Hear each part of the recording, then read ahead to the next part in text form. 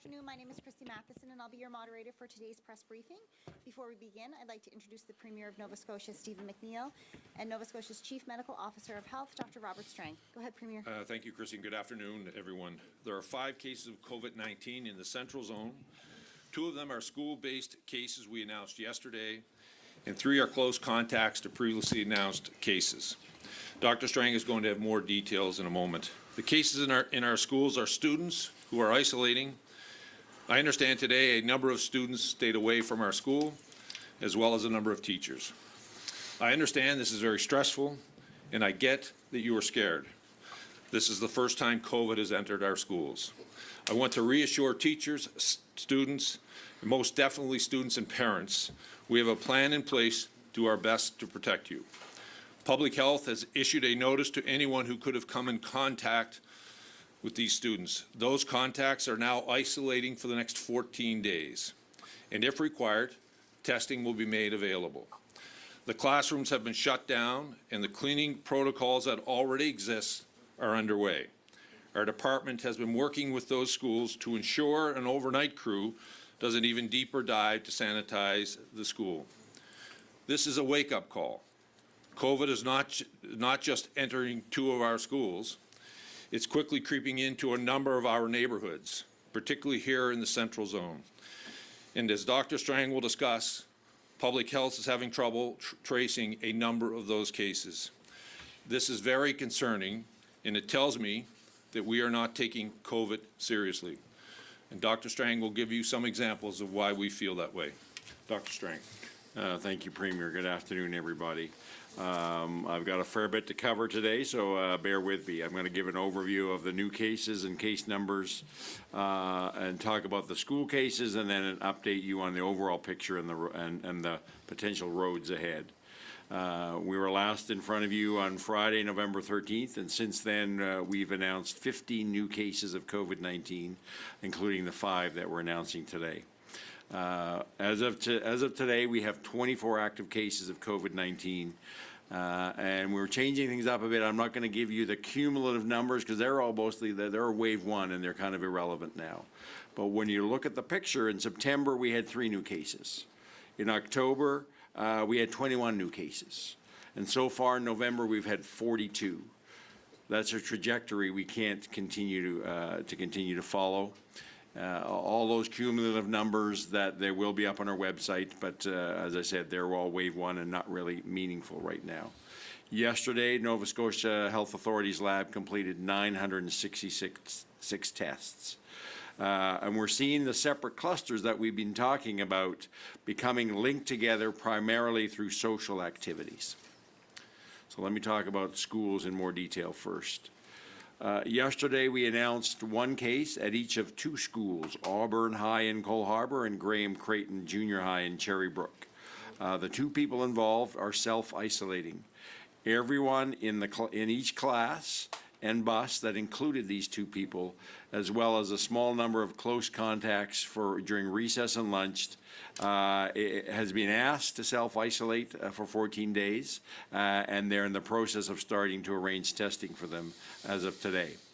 There was communication directly to all of the individuals and the affected families who were identified as close contacts. That was all happened by yesterday evening, as well as there was general communication to the broader school community, so they were all aware of the situation, the broader school community for these 2 schools. So they were well aware, and all that communication happened yesterday evening.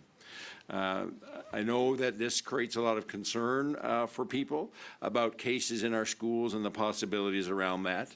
But for us, this is not unexpected. It's not a surprise. Public Health and the Department of Education and Early Childhood Development have been working since the summer for this possibility, and we followed well-established protocols and communication plans as soon as we became aware of these cases yesterday, and that we'll continue to follow those established protocols in the days to come, if and when we get with these schools and with any other schools that may occur. When we have cases like this, like all other cases, public health investigates and determines who might be a close contact. And as I said, that we reached out and connected directly with individuals and their families, and that was all done by yesterday evening. For any of the people who are directly linked to those schools, if they're listening, if you have not heard directly from public health, it means you have not been identified as a close contact, and you can continue to go to school, you continue to go about your community activities as usual. It's only members of the school community who we've identified as close contacts, as I said, through classrooms or buses that are asked or they're required to stay home for the next 14 days. And we are continuing to support those individuals, those families, providing specific guidance for them. But we're also asking for the general community that there's no need to take further action, like canceling sport activities, or worse, excluding people from those two schools in community sport activities, which I'm hearing is happening. There's no increased risk for these individuals, and so we're asking if there's a need for broader community actions, public health will communicate that. But we're asking community groups to not take on their own action and further and take unnecessary action and stopping anybody who attends either of these schools from being able to participate in a range of activities. I'm also unfortunately hearing lots of things today about speculation, about rumors, about even things that are really stigmatizing towards the people the families that are involved, of these individuals. That is wrong and it's inappropriate. We need to treat people with kindness and compassion. There's a lot of fear and anxiety around this, and we don't need community piling in with unsubstantiated rumors. I've had several come my way when I've checked with local public health. There's no basis at all in fact in what the community is speculating about. So please, we need to be kind and careful how we treat each other and don't add to people's fear and anxiety. We fully expected to see cases in some of our schools. We were ready for that. But I think we have to, I'll come back to what I've said previously here, that the way we keep our schools safe is by keeping our general community safe. And that's where I'm going to go next. Last week I said Nova Scotia is at a tipping point. This week, and certainly when I woke up this morning, I was thinking it was starting to feel like we're actually on a roller coaster. There are many different paths that we can take on the roller coaster. Some are going to be more gentle than others, depending on what choices we collectively make. We are starting to see community spread. Travel is not just the primary cause of all of the cases in the province now. We have had 7 cases where we have not been able to clearly identify a source that is directly related to travel, and therefore we have to conclude that this may be from local transmission.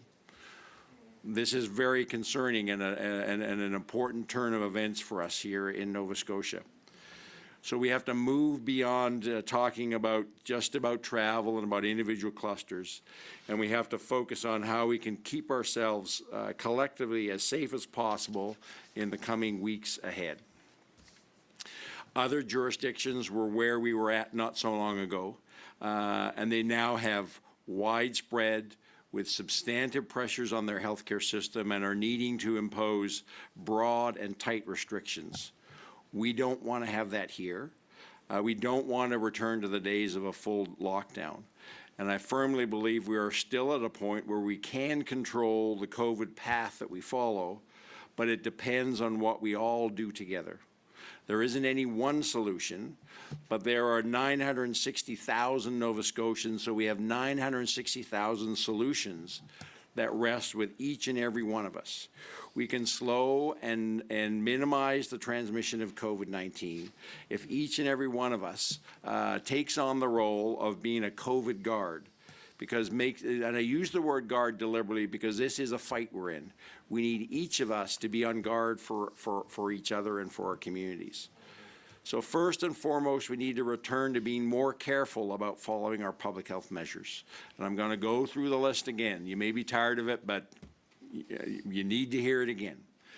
We need to have frequent and thorough hand washing. We need everybody who can wear a mask to wear a mask in indoor public places. Stop making excuses because you don't feel like wearing a mask.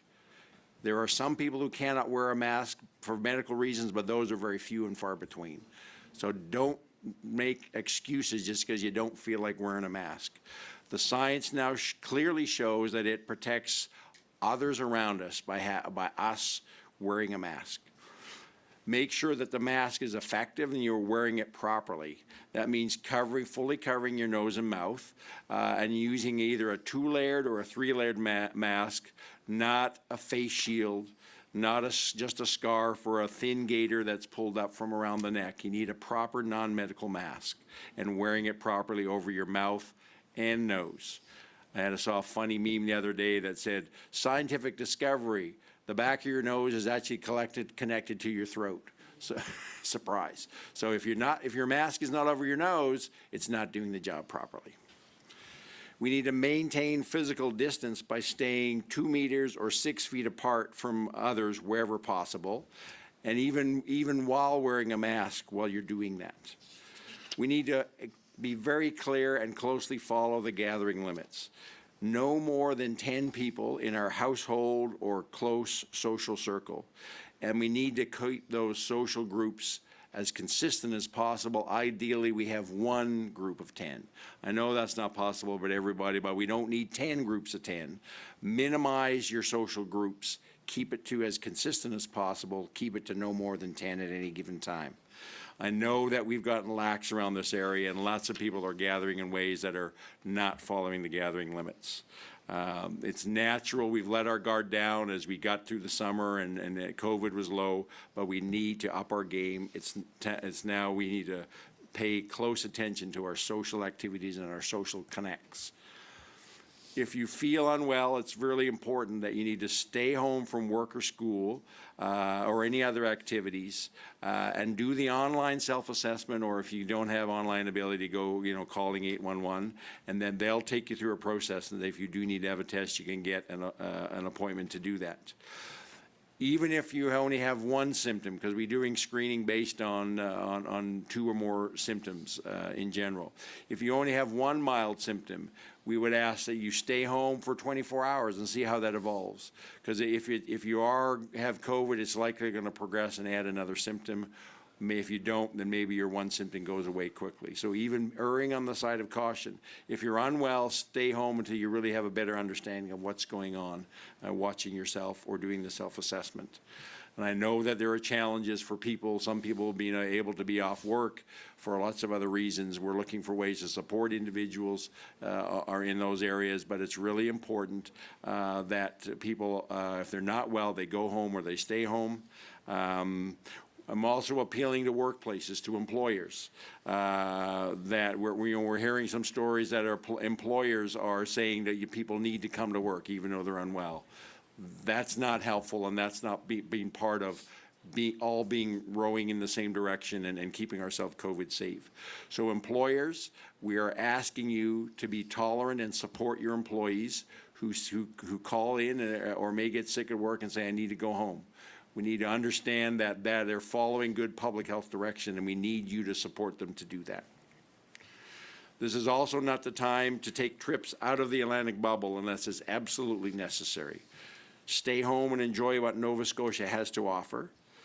If you do need to leave the bubble, you need to remember you're going to have to self-isolate when you return to Nova Scotia, and you're going to have to be diligent around that self-isolation.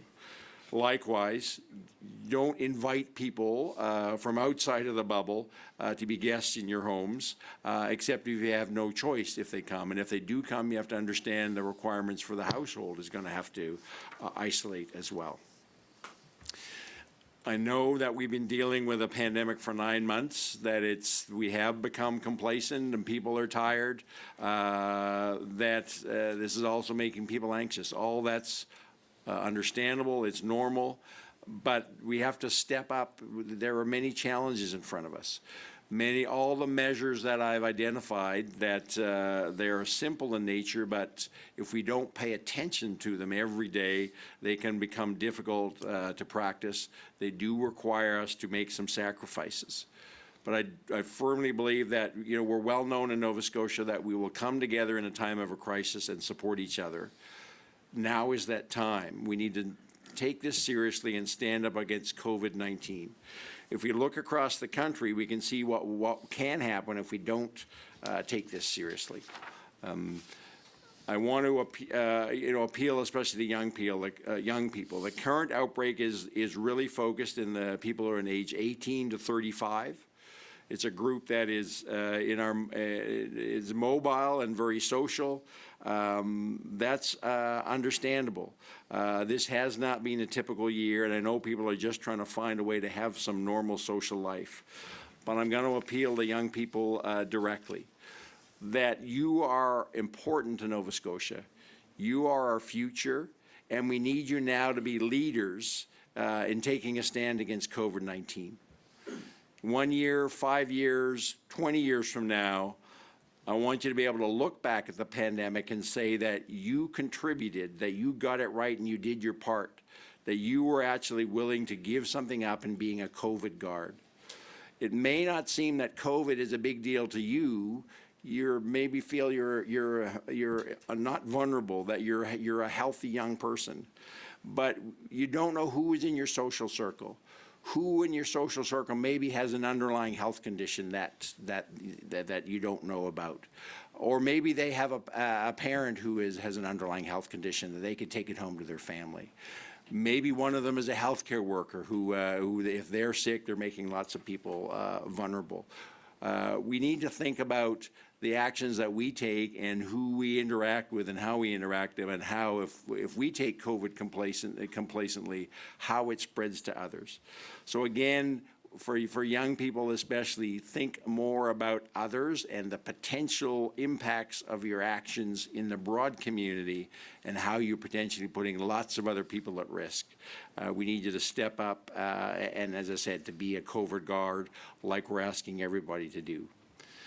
We need you to start reducing the amount of times that each week that you go out to socialize. We need you to keep your social circle small. It's especially important as you're getting together that you do it in small numbers, no more than 10. You're way more expertise at using technology than certainly I am. My kids tell me that all the time.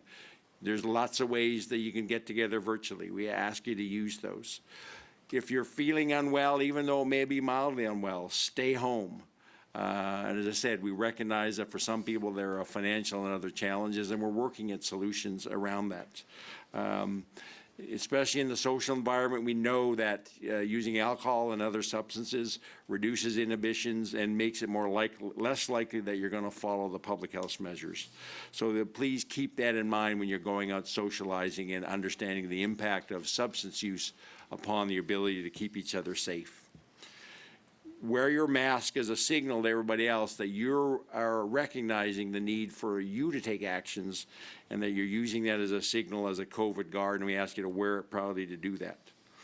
If you do all these things together, by taking a lead for all of the rest of us, we'll be protecting each other, and it will help us to get back to having life more normally much sooner than if we let it go and then we have to have a much longer, much more difficult journey with COVID-19. So this is a fight that we're all in together. We have 960,000 Nova Scotians. There's a special need for young people to be at the vanguard and be the leaders for all the rest of us. And by doing that, I firmly believe that we can put ourselves on that roller coaster that is a fairly gentle ride in the weeks ahead. Premier. Thank you, Dr. Strang. Chrissy, over to you. Reminder that we'll take one question and one follow-up in the amount of time that we have for today. First question will go to Mike Gorman with CBC. Premier, we've heard Dr. Strang refer a couple of times to things that may be in the works when it comes to challenges people face vis-a-vis making the decision between going to work and staying home. And the reality is there are a lot of people in this province who don't make much money, they're not a member of a union, they don't get paid sick days, and we're asking them to stay home at their financial expense and in some cases peril. What is your government looking at? What can your government do so that people can abide by what Dr. Strang is asking them to do while not worrying about not having enough money for groceries or the rent or the power bill? So we signed out with the national government. Everyone has 10 sick days, which would be the 2-week, 14-day cycle when you add the weekends in. That would be, and it's being administered through the national government, but that is, every Nova Scotian would be eligible for that. Go ahead with your follow-up, Mike. Dr. Strang, not long ago, you made the policy change that when someone comes back from outside the Atlantic bubble, if they can't self-isolate on their own, everybody in their house has to do it. As I understand, at the moment, that only applies to travel from outside the Atlantic bubble. Does it make sense if we're telling people to stay home right now, if we use the school connections as an example, for the other people in their houses to not also have to self-isolate? And given that we're looking at community spread, what are you doing to look at asymptomatic testing options?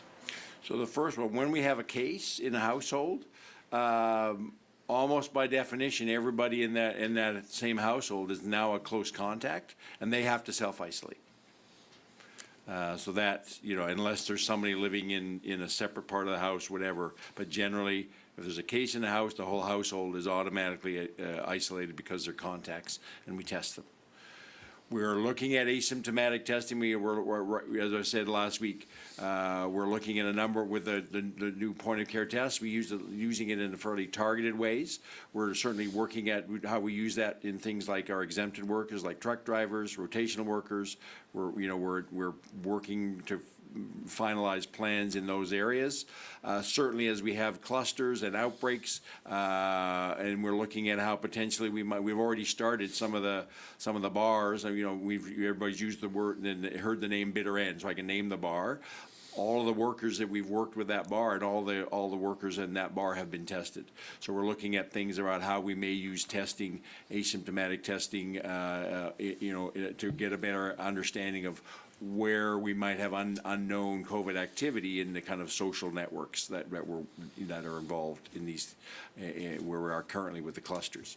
So there's some logistic pieces we need to work out on how we might actually do that, but we're actively looking at that as well. Next question will go to Andrew Rankin with the Chronicle Herald. You did speak today about rumors around cases in schools that may not be true, but I'm just wondering, can you tell me about the situation here? How many suspected cases do you think there are in schools, and should parents be concerned that there will be more cases announced coming tomorrow or the next day in the future? So we have 2 cases in 2 schools. In each of those schools would be the number of people in their classrooms or buses that are now that are called close contacts, and they've all been isolated and where testing has been arranged. I'm not going to speculate how many people out there that could have COVID. This is why we focus on people. If you're feeling unwell, stay home and do the self-assessment and get tested if appropriate. We fully expect we might get more COVID cases occurring. That's why I come back to, I don't want to focus on the schools. I want to focus on keeping our community safe. Because if we minimize the amount of COVID that is in our communities, we're going to minimize the ability for COVID to get into schools. Go with your follow-up, Andrew. So how many contact tracers does public health employ for the situation? And also, I'm wondering what percentage of the people that are determined to be contacts are quarantined within 2 days? Can you speak to that? So I don't have the exact number of public health. We're actively working on recruiting more. We've got, our target is to recruit 100 we have through the federal restart money, and we're public health and the health authority is actively working to add to our complement of contact tracers in a number of different ways every day. Sorry, can you repeat your second question? For those people who are identified as contacts, what percentage of them are quarantining within 2 days? So as soon as we identify a contact, we work with them and arrange them to start to begin a 14-day quarantine period as quickly as possible. We don't have a cutoff. We don't wait. We do it as quickly as we're able to. On average, how long does it take to get these? I don't have that number. Okay. Reminder, there's 1 question and 1 follow-up for the reporters in the room and on the phone. Next question goes to CTV's Natasha Pace. I just wanted to be clear on the two clusters you mentioned today. Are we still talking about the Clayton Park cluster, or is there a cluster now associated with Bitter End and then the school? Can you just clarify that for me? So so we have what we call the Clayton Park cluster that that was associated with a workplace, but was also associated with the Bitter End in downtown, and we had some other cases in another workplace also associated through social activity. So that's what I'm saying, we need to move our focus away from individual clusters and say we have this network of people that are linked through where they live, where they work, where they socialize. They're all interacting with each other, all in this 18 to 35-year-old age group. Certainly we know that the cases that are in the two schools are linked back to these other clusters through adults who are in a workplace. So it shows how that's a good example of how when you have the more spread you have in communities through workplaces, through social interactions, the more likely you're going to have school-age children exposed and therefore being in school. I have to make the point that these kids were not inappropriately in school. They were in school before at a time period when we judged that they could have been in there 48 hours prior to developing symptom phase, before anybody in this group was even known to be a case. Natasha, go ahead with your follow-up. Okay. You talked a lot about reducing our contacts and how we've kind of become complacent and we're out social gathering more and having higher limits. Are you looking at ramping up enforcement at all for people who are gathering in groups of more than 10 or aren't wearing masks, aren't following public health directives? That's certainly an ongoing conversation. We've already asked our enforcement folks, alcohol and gaming, our restaurant inspectors, food safety, occupational health and safety. They're actively working on developing an enhanced enforcement plan for the coming weeks. They've already been in the we've asked for increased enforcement in the downtown bar environment to support us over the last couple of weeks. We've also, I have ongoing discussions through the chiefs of police around their role around ultimately whether it's private parties, other ways people are gathering, people aren't following the rules. Ultimately, it's the local police that need to be involved as well. And we have ongoing discussions, and I will continue to have discussions with them about ensuring that they are taking their appropriate role in kind of community compliance, if you will. I'm told there's a lot of feedback on the phone line. Please a reminder to keep your phones on mute. Next question will go to Kathleen Jones with All Nova Scotia. Hi, Dr. Strang.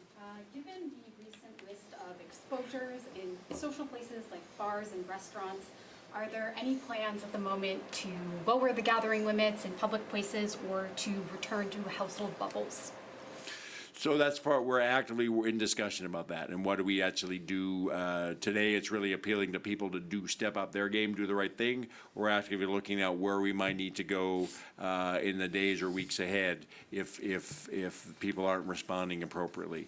We have to understand every restriction we impose or every time we tighten down has its own set of consequences around whether it's employment or another thing, so we need to do that thoughtfully, but we're certainly fully prepared to go there. And I would say that we're prepared to go there perhaps sooner than other jurisdictions have been, because we don't want to end up in that position where they are at. Go ahead with your follow-up. Yep. And now that the federal government has rolled out its own sick leave program, are you concerned that people will not be aware of this program or will be going to work in spite of it because they don't want to deal with it? I can't really comment. I don't know what steps the federal government has taken to communicate that, but hopefully people are aware of that. I'll take that back and we can look at what are things that we could perhaps do to make sure that people are aware of that. Next question will go to Elizabeth McSheffrey with Global. My first question is for Dr. Strang. I wonder if you've given any more thought to a 3-layered mask, given what we're seeing? So, when you asked the question last time, and we've talked about this at our FPT level as well. I think it's gotten kind of focused too much on how many layers in the mask, as opposed to, yes, a 3-layer mask is optimal. doesn't mean that a two-layer mask isn't good, and that what we need to do is really focus more on making sure people wear the masks when they should be wearing a mask, wearing the mask properly. And yes, if you can wear a three-layered mask, that's the best. But people don't need to run out and I'd much rather have people wear another type of mask or like a two-layer mask than not wear any mask at all. Certainly, as we move forward now in our procurement of masks, we're looking at moving forward that we would be looking to get three-layered masks, but we're not going to replace all the large amount of two-layered masks. It's an incremental benefit, and I think that's more of a detail that we need to not forget the bigger picture of mask wearing in general, and focusing on that, and proper mask wearing is what we really is the most important thing to focus on when it comes to masks. Go ahead with your follow-up. My next question is for the Premier. I know in the summer, you said often we need to learn to live with this thing, and back then the idea was that we might pop the Atlantic bubble. Obviously things have changed. It's a little scarier now in Nova Scotia. We've seen other jurisdictions in Canada go back and forth between restaurants open, restaurants closed, businesses open, businesses closed, depending on their case numbers. I wonder how your interpretation of living with COVID has changed over time, what it looks like now versus the summer, given what we've seen elsewhere? I don't think it has changed at all. Quite frankly, what has changed is that we have more cases right now. It's in various parts of our communities, but it is imperative that all of us believe COVID is next door to us, even as we try to function inside of our own jobs in our community. We should be. It's why it's been so critical. Dr. Strang talking about the public health protocols. I've said this many times. The answer for us keeping this virus at bay is within our own hands. We just need to follow the public health protocol. We're certainly not opening up the Atlantic bubble. We obviously have activity within our community. But I can tell you that if community spread continues down the path, I won't think twice about shutting down the economy again. People need to understand this. And I say to all those out there whose livelihoods may not have been impacted the first time, your actions are impacting the livelihoods of many, many Nova Scotia families. So let me be clear. We will not hesitate, if required, to shut down this economy in sections. We know that virus predominantly right now is here in HRM. This may be the first step, but we all, no matter where we live, I live in Annapolis County, we all should recognize that this virus is next door and believe it is and act accordingly. Next question will go to Keith Doucette with the Canadian Press. It's for Dr. Strang. I'm just wondering, your counterpart in PEI today upped measures for rotational workers, and this is on a day when she reported no new cases of COVID-19. There were also other steps taken, and she likened it to preparing for a hurricane. When you know the track and you know the damage that it could cause, you take steps ahead of time. You don't wait. So I'm wondering why you're still waiting to do things. I asked you this question 2 weeks ago about rotational workers, why you haven't moved to strengthen protocols around that. What's going on with that? So we're looking at how we actually, the logistics around how we get them in and get them tested, and what's the capacity we have in our primary assessment centers, the lab capacity, et cetera. You don't just turn these things around on a dime. So it's an issue that we got people, folks actively working on that issue, along with a whole range of other issues. Go ahead with your follow-up, Keith. Now, my follow-up's based on the pathology that you've seen so far. Are you optimistic that if people rein things in, that you can contain this community spread to basically the Halifax area? Based on what you know, what is the threat to other parts of the province? In other words, how quickly can this spread elsewhere? Well, I think we have to understand that there is the potential now. We are seeing the virus and community spread in Metro Halifax. That means that there is the potential for people to traveling in and out to maybe take it with them. But that's why it all comes back to what are we doing within, as the Premier said, across the province. It's not just about what people in Metro Halifax are doing. What is everybody doing? We have to act like the virus could be in our community. And certainly, folks in Metro Halifax, well, what are we doing to minimize the chance for spreading it around? We're at the beginning of what really the potential for where we're at the second wave, but we're at the very beginning.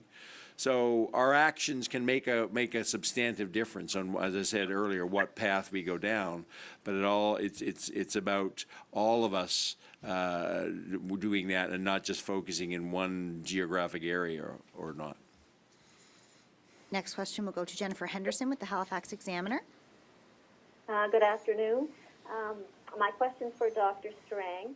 The school center asked me to ask you. I'd like to know how many students and teachers at the two schools are self-isolating. I don't have the full number of students. I know in the junior high there were 7 teachers that were identified as close contacts, and in the high school there were two teachers. I just don't have the full number of students in front of me. Jennifer, go ahead with your follow-up. I think it was in the range of 53 or 55. I don't have the breakdown between schools, but. Okay. The second question I'm asking, because of the catchment area for these schools, I'm familiar with the schools, and I'd like to know if public health has connected the 2 students who tested positive with a potential exposure in the same geographic area, which was the East Preston Rec Center. Have you been able to connect the students to adults who, may have worked in that same geographic East Dartmouth area? So there's not, when I was briefed on this last night, there's nothing to suggest that connection. There was 4 individuals who were potentially connected, exposed at a different, a casual basketball event in that rec center. That there's nothing that would suggest that the individuals involved in the school cases are in any way part of that event. Next So question. you've ruled that out? Sure. That's my understanding from what I got from the medical officer of health last night. And as they've looked at, like anything, we'd identify cases and contacts and do a thorough interview to understand what their activities have been, where they might have been exposed, and who they might have exposed themselves. Next question will go to Sean LaRoche with CBC. Good afternoon, gentlemen. I just wondered, Dr. Strang, how close are we to reimposing restrictions, and what would be the first things that you would look at restricting again to try and stop the spread? So I'm not going to speculate about how close we may be. We're actively looking at that, and it'll depend on what we see evolving over the next number of days. If you understand where the highest risk for transmission is around how people get together in social environments and social gatherings. I think that'll give you an indication of where we're focusing our attention, of where we may apply some enhanced restrictions as a first step if necessary. Go ahead with your follow-up, Sean. All right, and both you gentlemen have been using kind of the carrot approach rather than the stick approach as we've worked our way through this. But it's been 9 months of living with COVID. Is it time to really crack down on people who just don't seem to get it?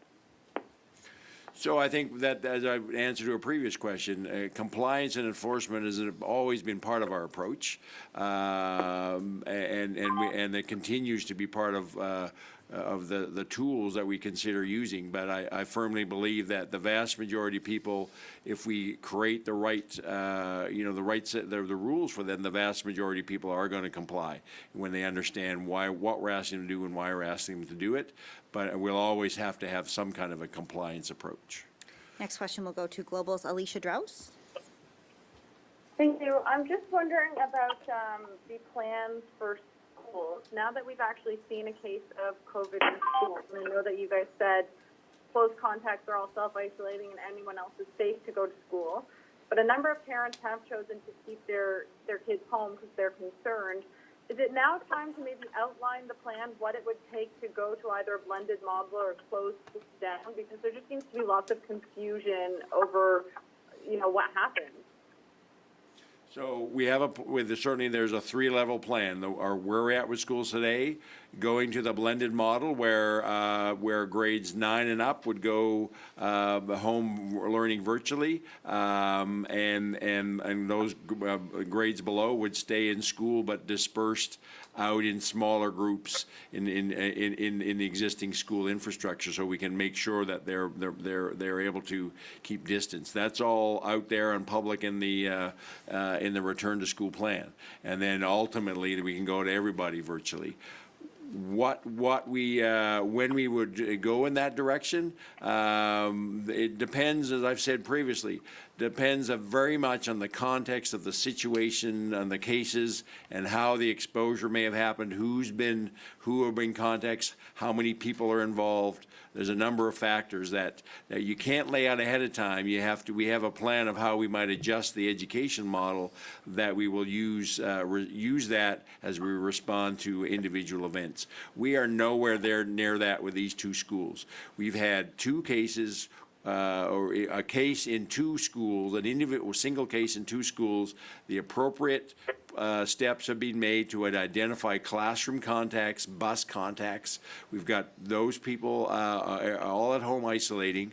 I'm very comfortable with the approach we're taking, and the work that was done yesterday between local public health and the school and the Regional Center for Education was all based on an established protocols that we've been working at since the summertime. Well, this started, leading into September. The minister and his department, working with public health, has put in place protocols, cleaning protocols, which have been working in all of our schools up to this point. We purchased electronic devices that could be used if we had to go to blended model learning. And in essence, that's what's happening with these kids that are asked to go home for 14 days to self-isolate. The department will be working with them virtually to be able to continue their education. Go ahead with your follow-up, Alicia.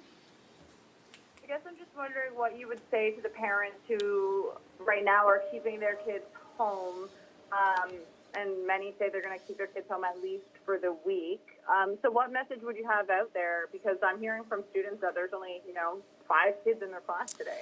So I would say we understand. This virus has made us all nervous. There's no question about it. There's been a tremendous amount of anxiety throughout all aspects of our lives. It's a natural feeling. I want to reassure those parents that the minister and the deputy and the Department of Education have been working with public health to ensure that the learning environment is safe. It's why we implemented the mask measure when we did, ahead of almost every Canadian province, if not ahead of them all in July, was to get kids ready to go on the school bus so they'd be able to wear them when they're in close contact with each other, putting them in classrooms.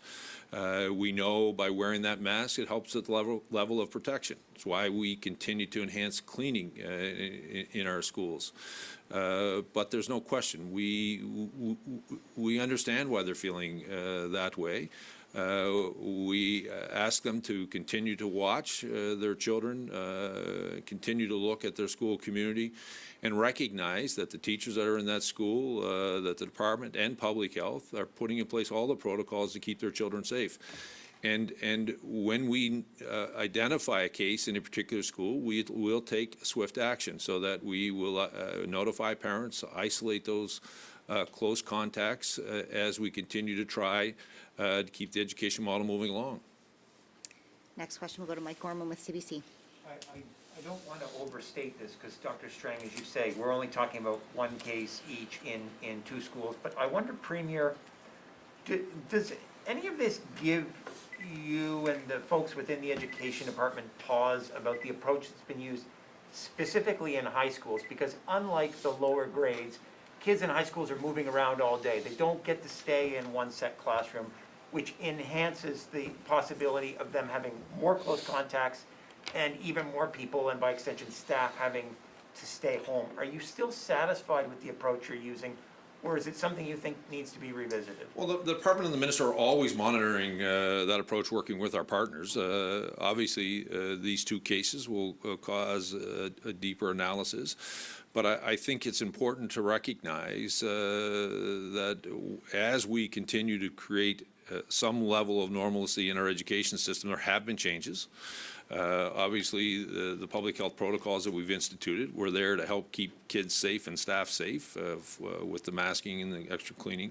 We have reduced the amount of movement within our school system, depending on when the amount of time you're in one particular class as opposed to the number of periods you would have in the run of a day. All of those steps have been taken, but of course we'll continue to watch that, continue to monitor that, and if there are other changes that are required as we continue along, we will do that.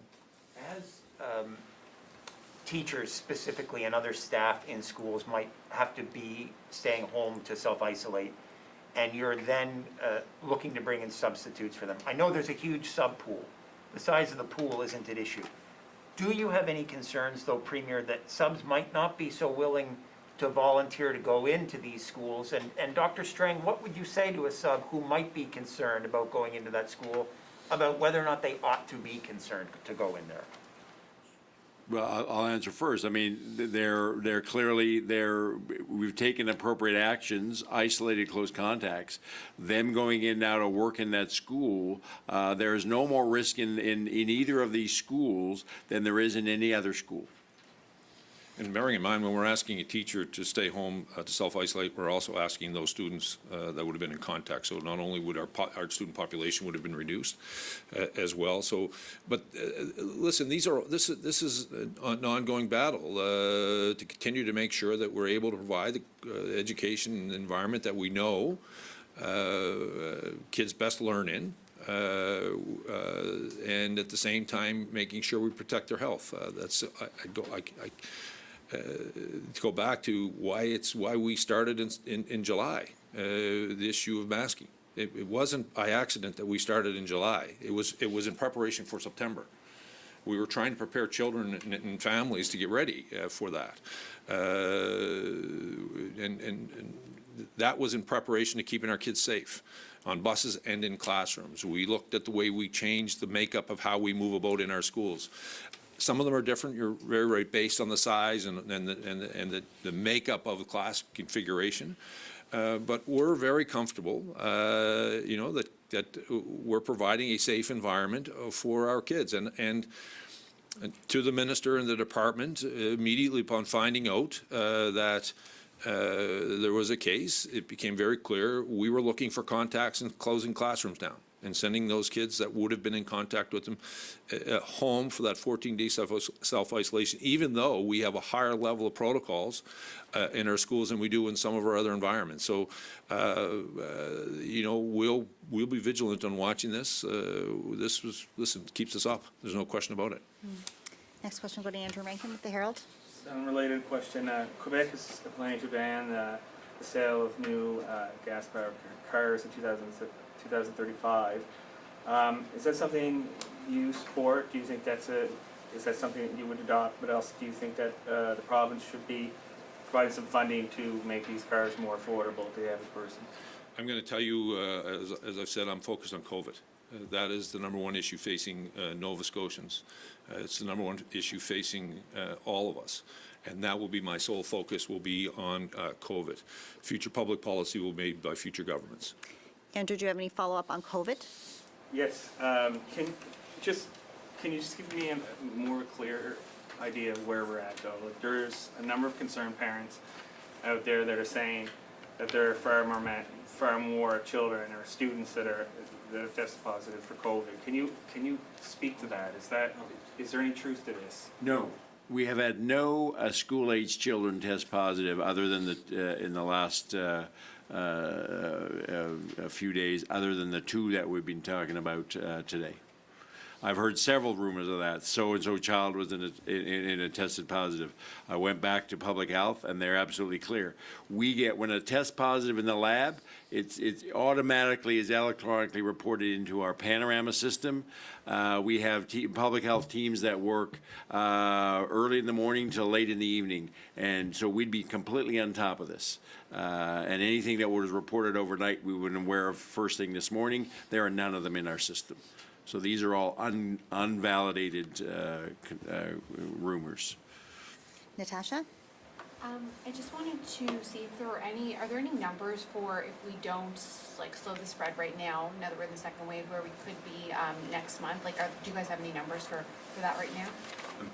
No, we've done some modeling, more looking at what could be the potential impacts of various trajectories and the number of hospitalizations, et cetera.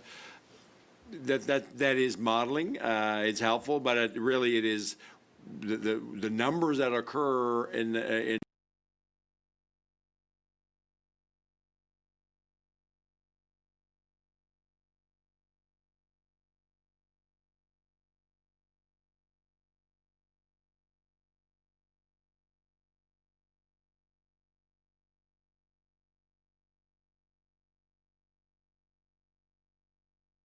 Is there any new information on that?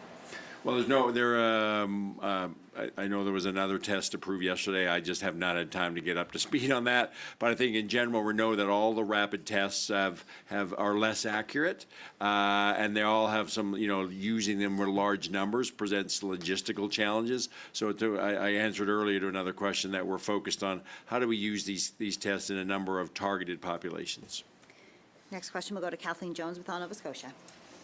I'm just wondering, people are starting to book holiday parties at restaurants and event facilities with people who may not be in their immediate social bubble, their coworkers. Should restaurants stop taking these bookings or cancel them?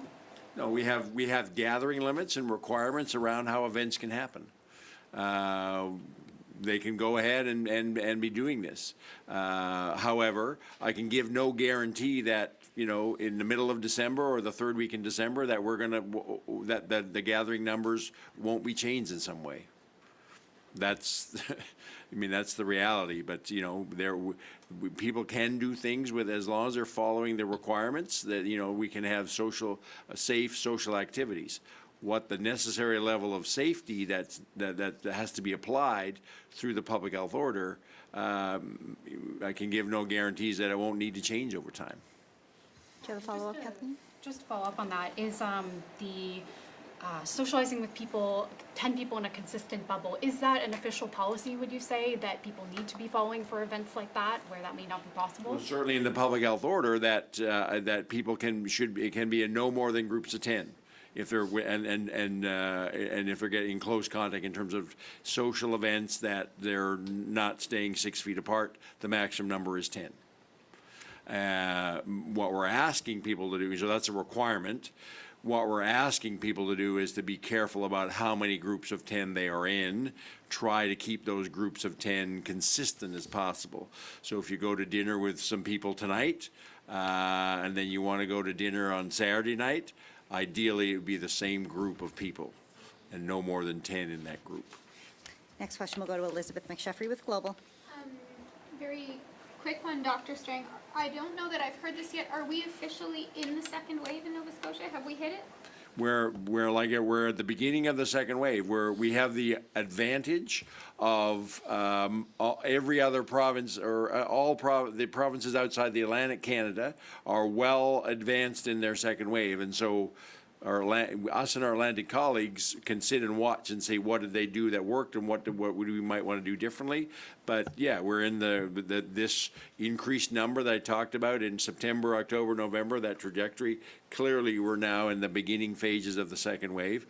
The ultimate trajectory, again, depends on us. Just to follow up, you mentioned with the school plan and our three-phased approach, which is available on the government website with the different blended learning and different models, but you said the plan for knowing when we go into one of those and how we choose that is not something you would reveal in advance, and I wonder why? No, not reveal. We have to take each situation that faces us. We have to take the context. The next group of cases in one or more cases in another school may look very different because of who's involved, how they might have been exposed, what activities went on in the school, and the number of people that could have been exposed. So the next school we might take somewhat different action. So we don't have a plan that we turn to and go, okay, now we're going to do X, Y, and Z. We use our public health expertise to say, what's in front of us, what are the appropriate actions that we need to take. But we do have a protocol that we work very closely with education that guides us, but it's only a guide. Then we need to adapt that with every specific circumstance. It's the epidemiology of those cases that will determine which part of that education plan which gets executed. Right, it's not like, okay, we've checked 10 boxes, so now we go to Plan B. Yeah. Next question will go to Keith Doucette with the Canadian Press. Keith, are you still on the line? We'll go to John LaRoche with CBC. Next question will go to Jennifer Henderson with the Halifax Examiner. Jennifer, are you still on the line? Last question will go to Alicia Drouse with Global. And that's all we have for questions today. Thank you, Chrissy. I want to take a moment to talk about the cases at our two schools. I'm hearing that some students of those schools are trying to attach names to those cases. If you are part of the naming and shaming game, then you are part of a bullying campaign. That is not who we are, and this is not a time to embarrass or humiliate individuals with COVID. It is a time to show kindness and give people with COVID the space to isolate and get better. And it's also a time for all of us to remind ourselves to follow the protocols. As Dr. Strang said in his opening remarks, since November 1st, we have reported 42 new cases, and we are only halfway through this month.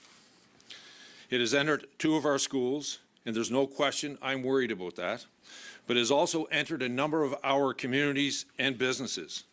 And for some of those cases, we don't know how. Dr. Strang is worried about community spread, and we should all be.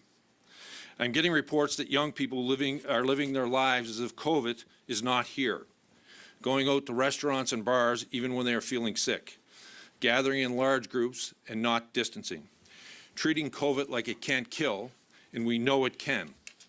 Look at what has already happened here in our province. Look at how many lives we have lost. Look around the country if you're still not convinced. Canada is reporting 300,000 cases and 11,000 deaths. That is not okay. You might say that's in another province, it doesn't impact us. We all know, based on our own history, that it does. Everything we do impacts what COVID does. If we follow the protocols, including keeping our social circles small, we can reduce the spread of COVID. But if we ignore the protocols, COVID will find a way in, and it is difficult to get it out when it is here. And some people are not taking this virus seriously. If this behavior continues, we are going to be in a position to shutting our economy down again. I don't want to do that, but I am not going to watch COVID overtake a community.